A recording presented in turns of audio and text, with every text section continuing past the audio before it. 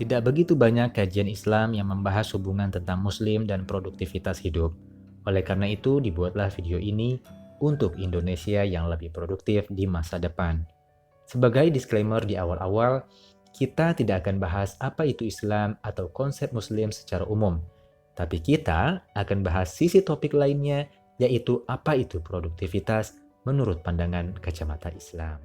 Yang pertama, secara umum, produktivitas ialah hasil dari suatu kegiatan yang menguntungkan dan atau bermanfaat minimal bagi yang mengerjakannya, lebih-lebih untuk masyarakat luas.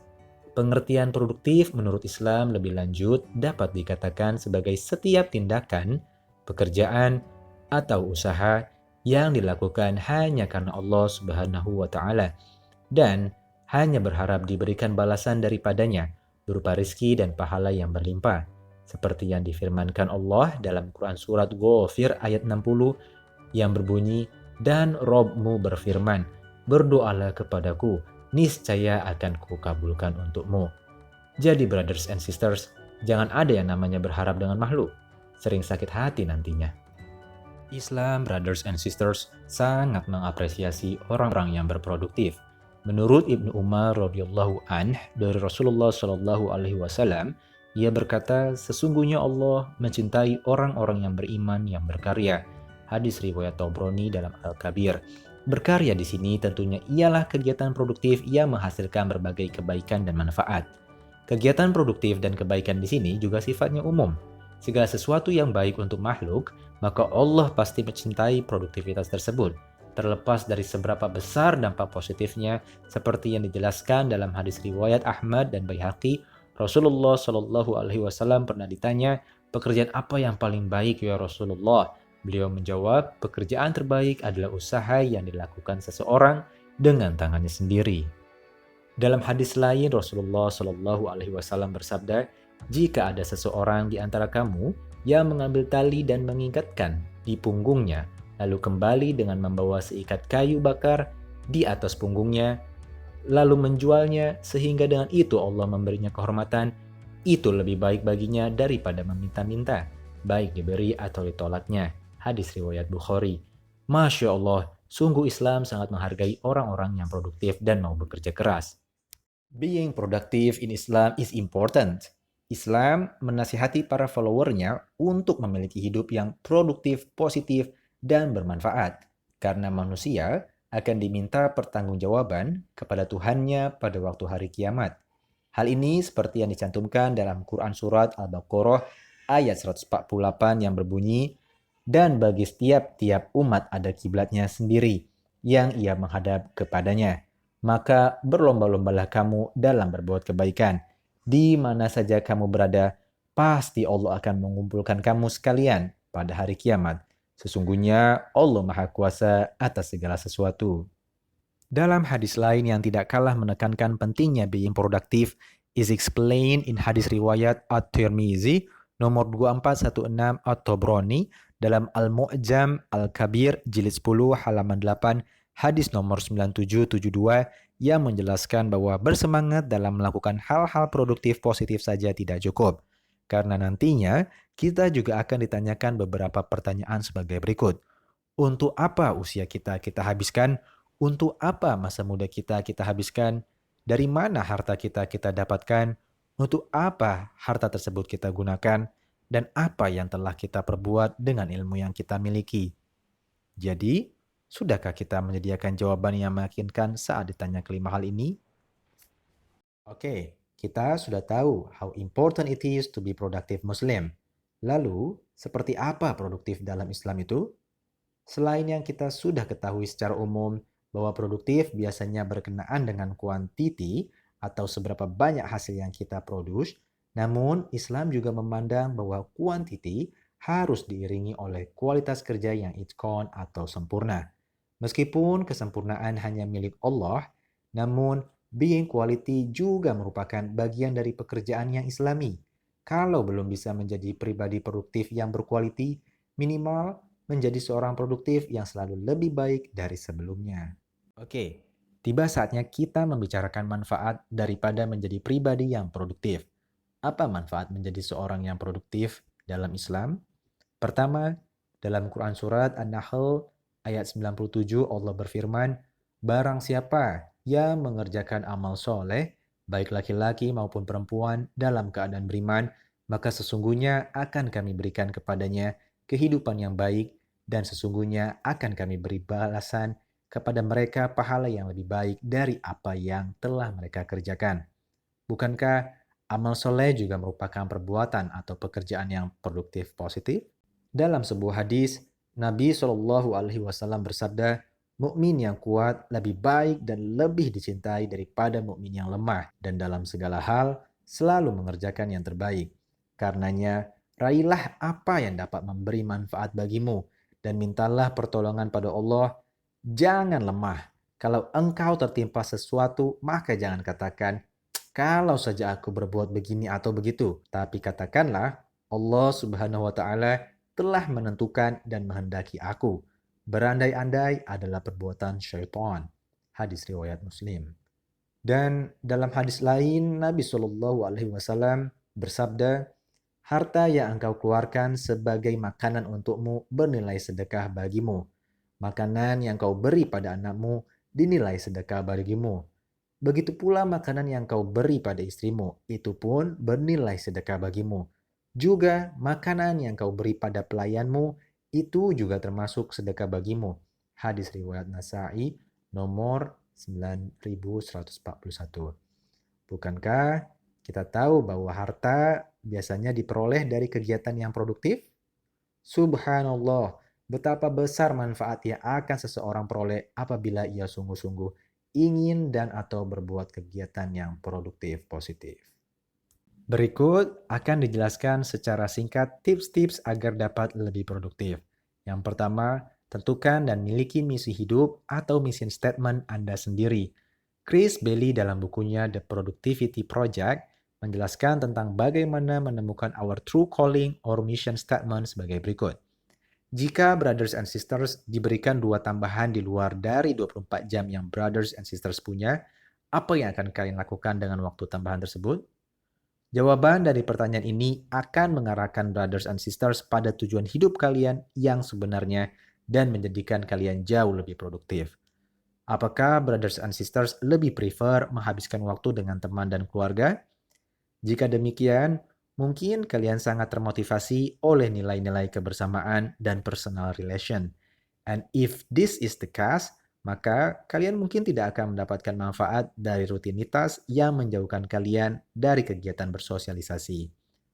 Ari Ramawan, seorang dosen milenial di Departemen Teknik Industri Universitas Indonesia, menjelaskan misi hidupnya di blog pribadinya dengan sangat apik dan religius, yaitu menjadi manusia yang unggul dalam kecerdasan spiritual, emosional, dan intelektual, di mana dengan keunggulan tersebut mampu memuliakan Tuhan dengan jalan menebar manfaat dan rahmat bagi seluruh alam.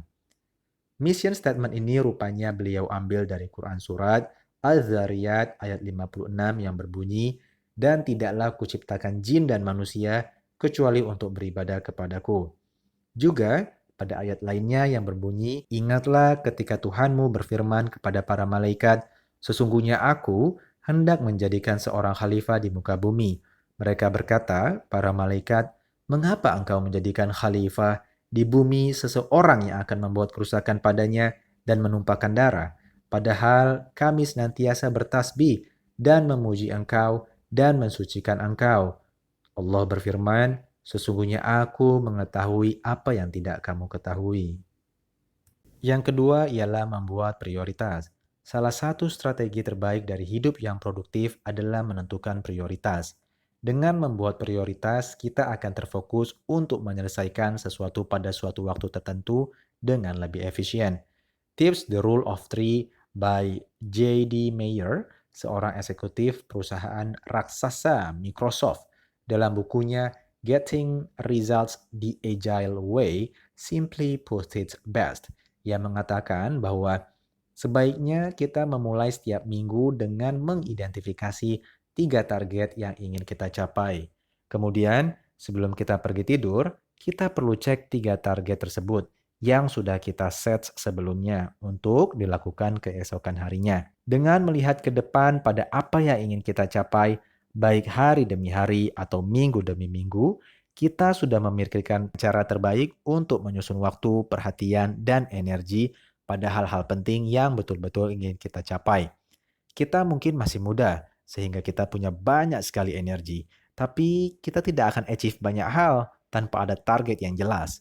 Sebaliknya, kita mungkin juga punya target atau rencana yang sudah sangat terstruktur rapi, tapi itu tidak akan berguna jika kita menghabiskan energi kita pada hal-hal lain. Contohnya seperti ini.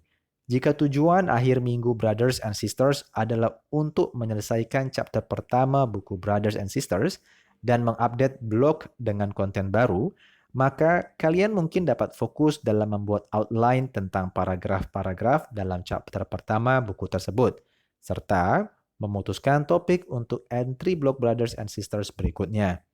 Not to mention, untuk menghindari target yang terlalu ambisius atau tidak realistis, kalian mungkin perlu melihat kalender untuk memastikan tidak ada deadline penting lainnya yang perlu dikerjakan.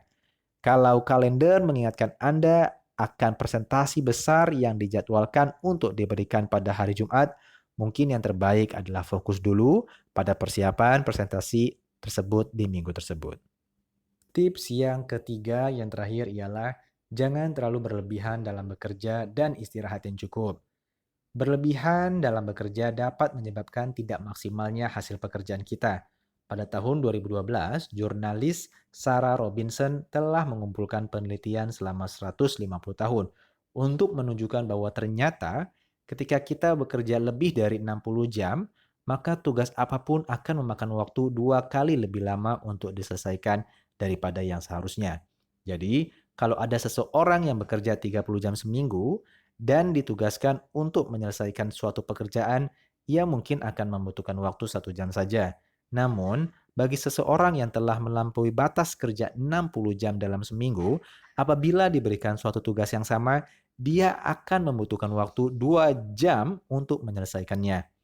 Dalam artikel serupa yang diterbitkan oleh jurnalis Bob Sullivan pada tahun 2015, dia menyoroti hasil studi dari Universitas Stanford yang menunjukkan bahwa produktivitas seseorang akan menjadi turun menukik ketika ia bekerja lebih dari 55 jam dalam satu minggu. Sehingga hasil riset ini menunjukkan bahwa seseorang yang bekerja selama 70 jam seminggu tidak akan mencapai apa-apa lagi dengan 15 jam ekstra mereka. Sehingga memang jam bekerja ideal untuk seorang pekerja ialah antara 35 hingga 40 jam seminggu untuk energi dan konsentrasi yang optimal. Selain tidak memporsir diri sendiri, kita juga perlu istirahat yang cukup. Salah satu model istirahat yang paling efektif ialah tidur. Tidur adalah bagian penting dari kesehatan dan produktivitas karena dapat mempertahankan fokus dan stabilitas emosi. Kurang tidur, on the other hand, dapat menyebabkan stres bagi otak kita. Otak sebagai organ yang paling kompleks di dalam tubuh dan yang bertanggung jawab untuk mengatur hampir semua fungsi tubuh.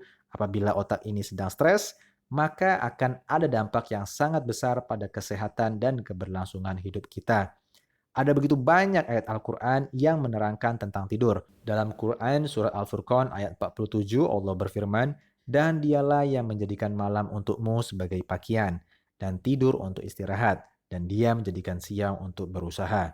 Dalam Quran surat An-Naba ayat 9 Allah berfirman, "Dan kami jadikan tidurmu untuk istirahat." Kalian juga dapat menemukan ayat Al-Quran lainnya pada Quran surat Al-Qashoh ayat 71 sampai 73, Al-An'am ayat 60, Al-An'am ayat 96, Al-Furqan ayat 47, Ar-Rum ayat 23, An-Naml ayat 86, Yunus ayat 67, dan Al-Mu'min ayat 61. Kalau kita mencontoh Rasul, pola tidur Rasulullah Shallallahu Alaihi Wasallam ialah cepat tidur dan cepat bangun.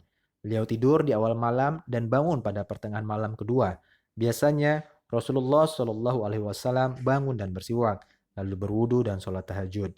Ibnul Qayyim Al-Jauziyah dalam buku Metode Pengobatan Nabi mengungkapkan bahwa Rasul tidur dengan memiringkan tubuh ke arah kanan sambil berzikir kepada Allah sehingga matanya terasa berat. Terkadang beliau memiringkan badannya ke sebelah kiri sebentar untuk kemudian kembali ke sebelah kanan. All in all, it summarizes that having enough sleep will enable us to membuat lebih sedikit kesalahan, meningkatkan daya ingat, membuat keputusan yang lebih baik, dan membantu mencegah kelelahan. Finally, before I close this video, I want to encourage everyone to ask ourselves, selama hidup, prestasi terbesar apa sih yang pernah kita buat? Menjawab pertanyaan ini seringkali membuat kita bingung untuk menjawabnya, sehingga ini cukup membuktikan bahwa kita ini lebih banyak main-mainnya daripada bekerja serius. Masih belum optimal dalam menjadi pribadi yang produktif, positif? Alhamdulillah, kita masih diberikan kesempatan pada hari ini untuk memperbaiki diri. Hidup ini singkat, paling-paling hanya sampai kisaran 63 tahun. Jadi milikilah hidup yang hebat, buatlah sejarah, dan ciptakanlah sesuatu yang bermanfaat untuk orang banyak. Let's be better than yesterday. Semoga bermanfaat.